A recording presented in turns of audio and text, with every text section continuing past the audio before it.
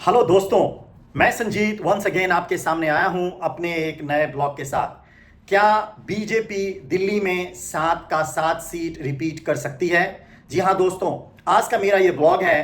क्या बीजेपी अपने 2019 और 2014 के रिजल्ट्स को रिपीट कर सकती है, या इंडिया अलायंस आप और कांग्रेस मिलकर बीजेपी का 2 से 3 सीट नीचे कर सकते हैं? आज के इस ब्लॉग के माध्यम से मैं आपके साथ अपने 6 रीजन शेयर करूंगा, जिसमें मैं ये बताऊंगा कि मेरा ऐसा मानना है बीजेपी दिल्ली में अपने पुराने रिकॉर्ड 2014 एंड 2019 को 2024 में रिपीट कर रही है। आगे जाने से पहले मैं आपसे एक रिक्वेस्ट करूंगा that if you want me to continue to developing this sort of content, जिसमें आपको एक रियल रॉ इनसाइट्स मिलेंगे in Indian politics, local politics and geopolitics के बारे में। दूसरा, एक ऐसा एनालिस्ट जिसे लास्ट 20 इयर्स का एक्सपीरियंस है, and only one agenda to giving you the clear unbiased agenda driven less analysis, then please like share and subscribe to my channel. Now come straight to the points.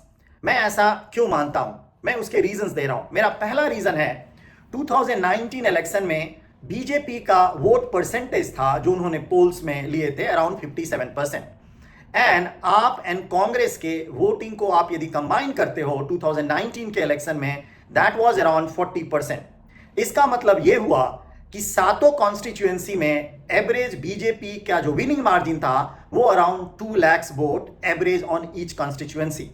और जब winning margin इतना ज्यादा हो तो इसको defeat करने के लिए, बीजेपी के सीट्स को डिफीट करने के लिए ऑन एन एवरेज आपको 20% मोर वोट चाहिए।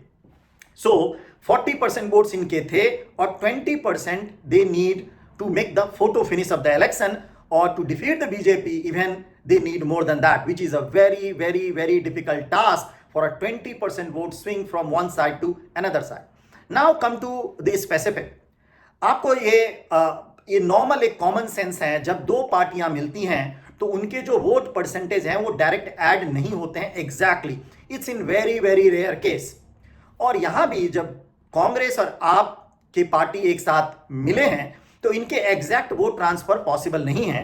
कारण बहुत सारे कांग्रेस के ऐसे वोटर्स हैं जो आम आदमी पार्टी को एकदम ही पसंद नहीं करते हैं, और बहुत सारे आम आदमी के वोटर हैं जो कांग्रेस को एकदम ही पसंद नहीं करते हैं। इसका मतलब यह हुआ कि दोनों का जो कंबाइंड वोट शेयर है which is going to be reduced further more, 4% भी हो सकता है, 5% भी हो सकता है। So this is one of the very very straight calculation. Now Congress के का एक वोटर का तबका है जो इस चीज को पसंद नहीं करता है दैट आम आदमी पार्टी, जो हमेशा कांग्रेस को एक अब्यूजिव देने का काम किया। नॉट ओनली दैट, आम आदमी पार्टी का जो टोटल जर्नी है इन दिल्ली में वो अगेंस्ट शीला दीक्षित, अगेंस्ट कांग्रेस, तो वो एक वोटर नहीं जाएंगे टू वोट फॉर द आम आदमी पार्टी कैंडिडेट ना।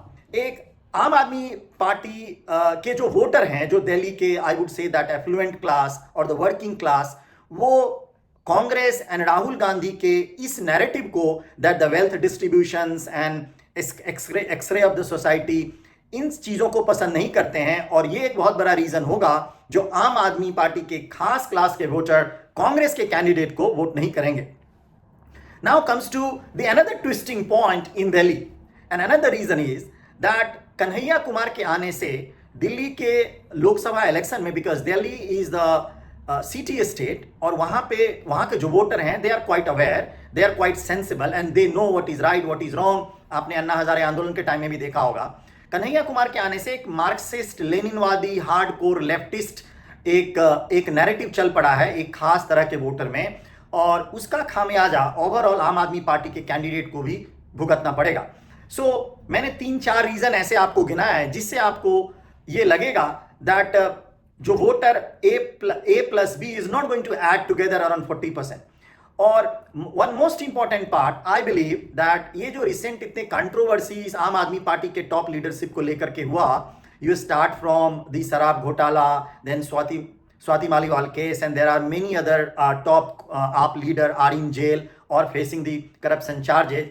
इसमें एक सेक्शन ऑफ आप वोटर्स के वैसे मेजोरिटी ऑफ वोटर्स, मैं ऐसा मानता हूं कि आपके एक डेडिकेटेड वोटर हैं for the assembly election, and there are good number of AAP voters who vote for Aam Aadmi Party or Arvind Kejriwal in a state assembly election, they vote for Modi. Especially जो migrants voters हैं, specially from Purvanchal and Bihar के जो voters हैं, वो assembly election में अरविंद केजरीवाल को vote करते हैं और for same national election they vote for prime minister Modi. So ये कुछ स्पेसिफिक रीजंस हैं जिससे मुझे ऐसा लगता है, और मेरा अपना कैलकुलेशन है, that in 2024 election also BJP is going to win all 7 out of 7 seats and bigger margin than what they have won in the last Lok Sabha election in 2019. आपको ये मेरा ब्लॉग कैसा लगा? If you like my content and if you want me to share similar sort of content related to Indian elections, Indian politics, world election like the US election, UK election and the geopolitics, real raw content and analysis, please like, share and subscribe to my channel. Till the time, take care of yourself and see you soon.